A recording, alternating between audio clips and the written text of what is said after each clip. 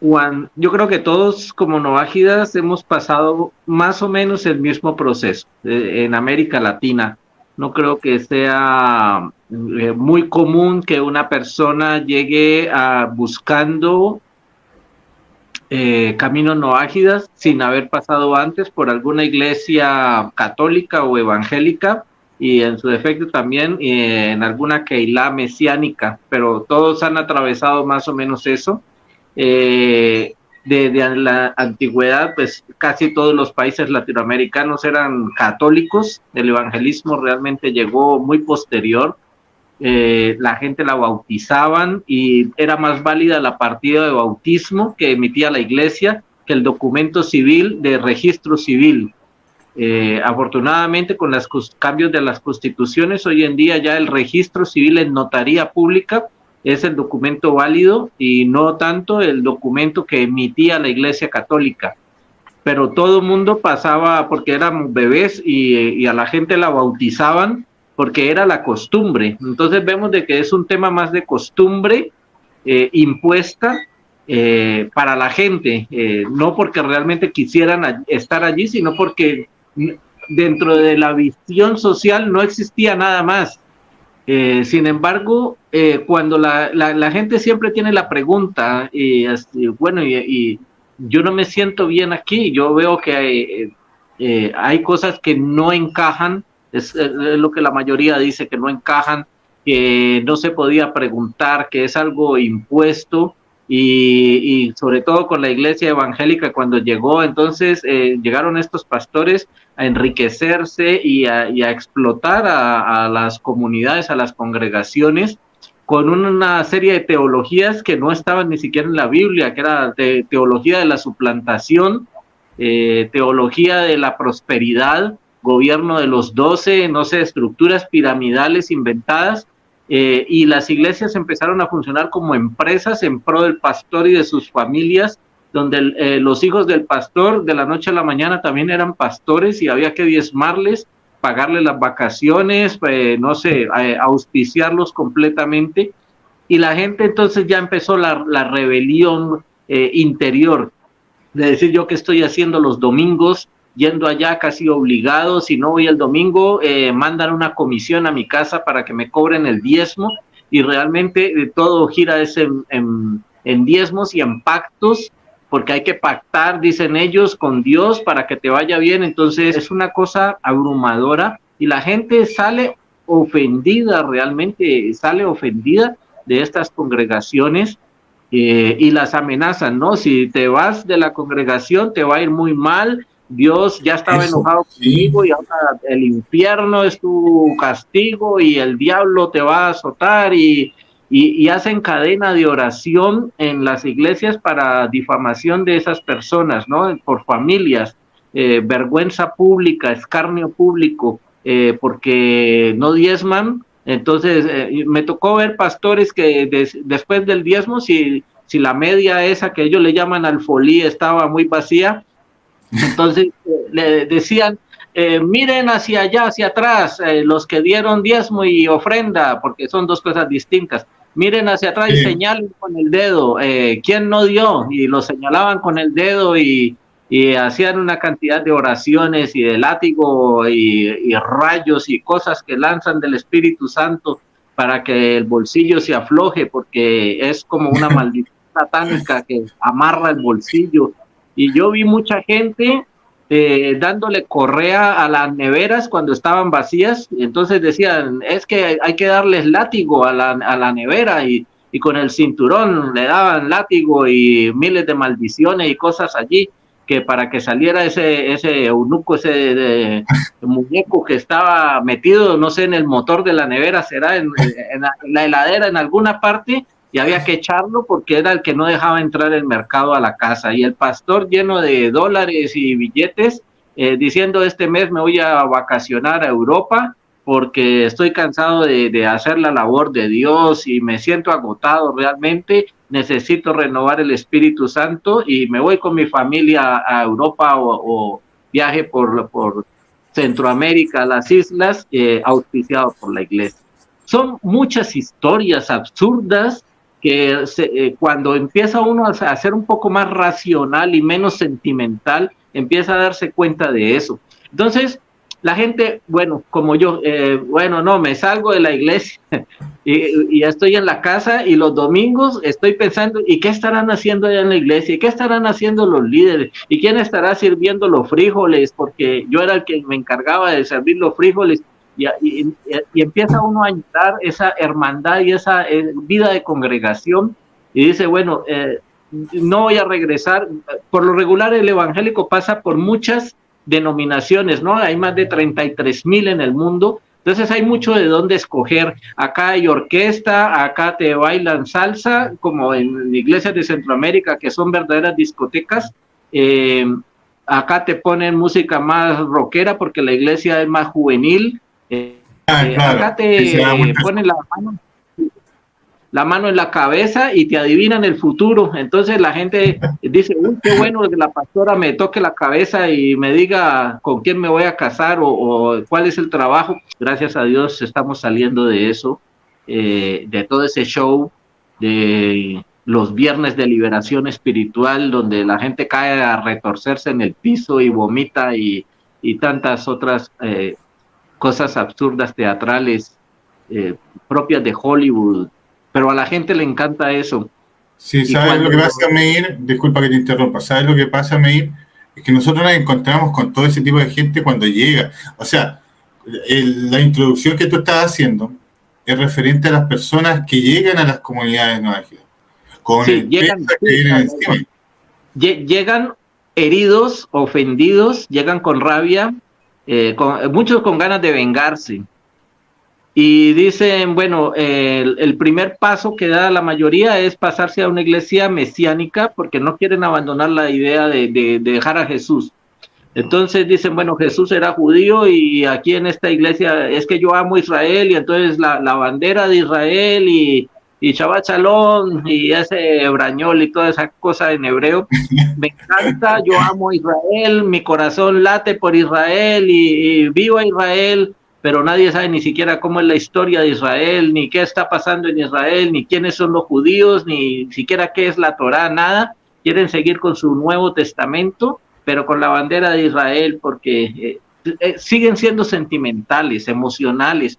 Entonces, llegan y tocan en la puerta de sinagogas y si les abren la puerta, que es ya bien difícil, o los mandan para la casa, o en el mejor de los casos el rabino le dice, busca una comunidad noágida, y uno, ¿no a qué? ¿Qué es un noágida? Entonces entra a redes sociales, busca por Google noágidas y empieza a ver, hace unos 2-3 años atrás, usted encontraba apenas 3 o 4 comunidades noágidas en toda América Latina. Y es curioso porque el noajismo no es nuevo, no es de hace 2 o 3 años. Décadas atrás también hubo movimientos noágidas en América Latina y ahorita quiero hablar de eso. Quería dejar 3 factores comunes que tienen las personas que por lo menos a la comunidad de Colombia han llegado. El primero es ese, es gente que sale herida y toca la puerta de la sinagoga y son remitidos a una comunidad noágida. O lo hacen porque están buscando alternativas de congregarse en alguna parte y encuentran en redes sociales el concepto de noajismo que no entienden ni jota, pero les llama la atención y tocan la puerta. La mayoría piensan que a través del noajismo van a encontrar la conversión. Y de pronto es un poco válido porque algunos rabinos en algunas partes lo han promovido de esa manera, sea primero noágida, esté allí unos años, y ya después toma una decisión si quiere continuar con el camino a la conversión. El segundo, y se dio hace muy poco por la apertura que dio España y Portugal de brindar visas a las personas que tenían apellidos judíos, y pues con este desempleo tan tremendo en América Latina, que hemos visto las marchas por Centroamérica tratando de ingresar a los Estados Unidos, que me ofrezcan una visa para ir a trabajar a Europa, por Dios, mi apellido termina en Z y yo soy de la Zebulón, y entonces voy a aplicar y realmente pagando unos buenos abogados en España, tú podías, sí, conseguir esa visa. Yo fui una de esas personas que de pronto pasé por ese proceso porque teníamos el árbol genealógico de mi familia y habían sido judíos sefarditas hasta el año 1700 algo, y de allí algo sucedió en la familia y siguieron siendo católicos, y entonces cuando yo vi eso, yo lo vi como una posibilidad de obtener una visa para Europa y dije, ay, qué bueno, voy a ir donde el rabino a ver cómo hago para aplicar para no sé, esa amnistía que está dando Europa o Portugal y poder adquirir. De hecho, unos primos pudieron conseguir la visa y están en este momento en España, y fue mi primer momento cuando me hice el acercamiento hacia el judaísmo. Después, en ese trasegar, encontré el camino Noágida y me quedé allí, pero muchas de mi familia me decían, sigue adelante y si te dan la visa, nosotros vamos detrás. Y yo le dije, pero tendrían que renunciar a Jesús. Y me dicen, no, que Jesús ni que nada, yo necesito la visa, necesito trabajar. Y entonces mucha gente de pronto pasó por ese mismo trauma, por ese mismo camino.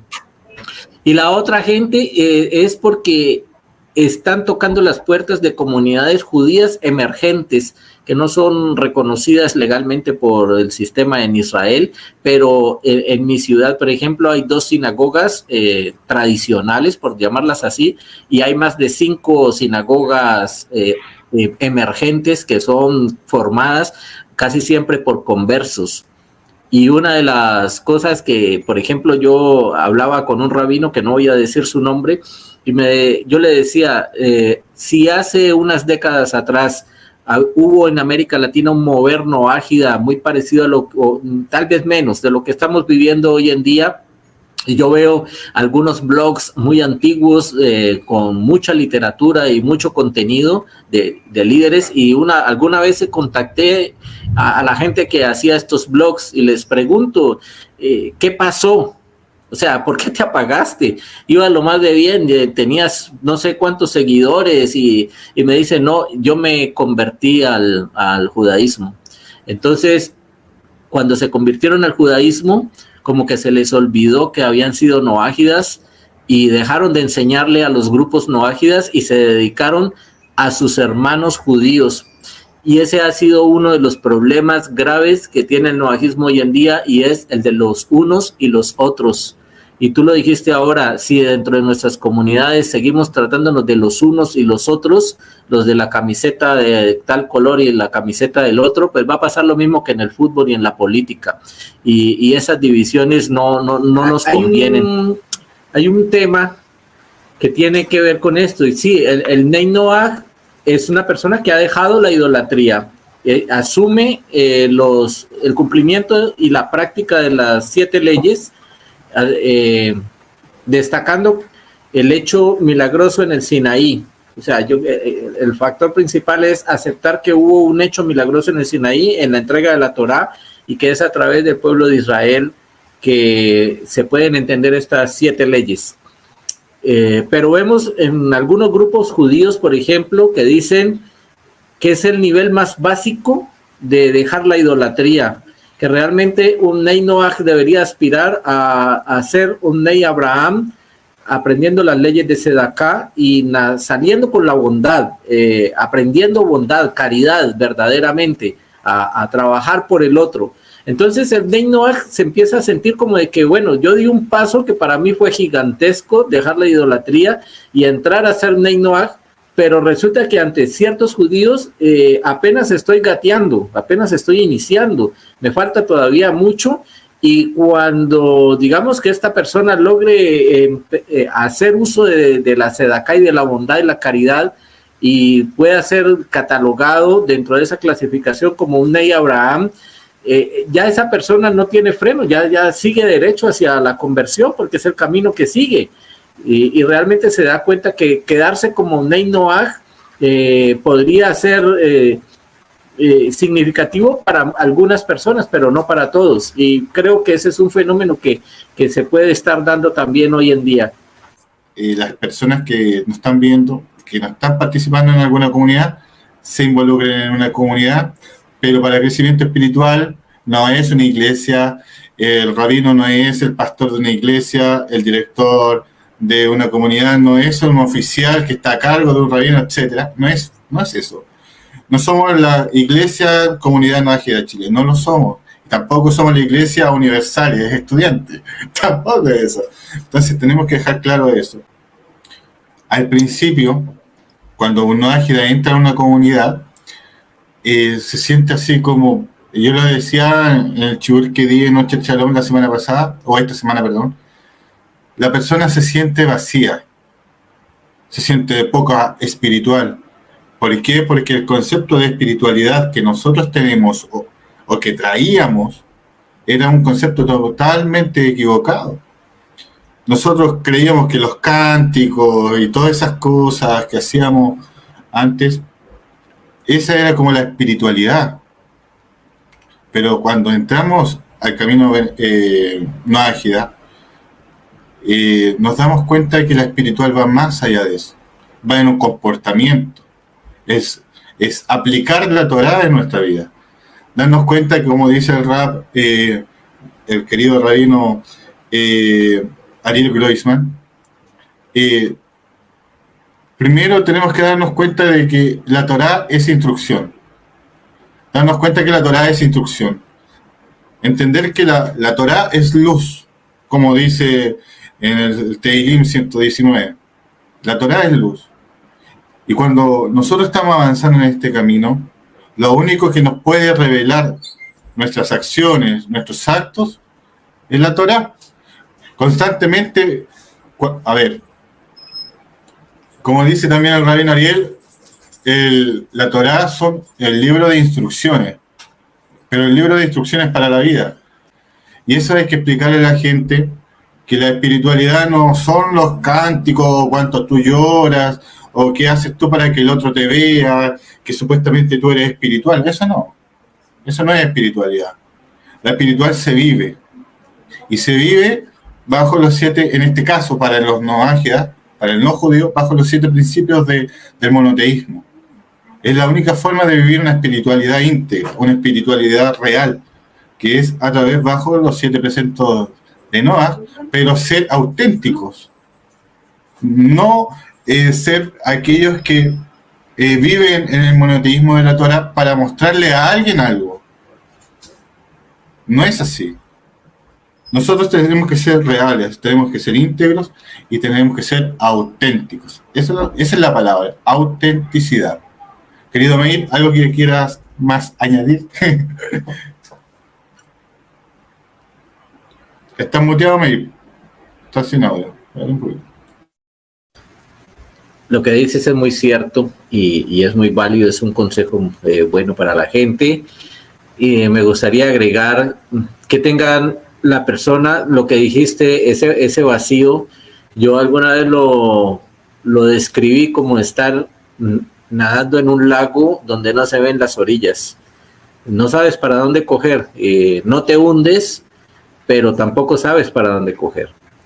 Y es bueno asesorarse bien, cuestionar, empezar a usar la razón para tomar buenas decisiones, pero nada te excluye de que puedas seguir estudiando Torah como no ágida, cumplir las mitzvot, participar en el beneficio de tu comunidad, de tu país, en la educación de tus hijos, de la familia, y tratar de trabajar para una sociedad correctamente mejor.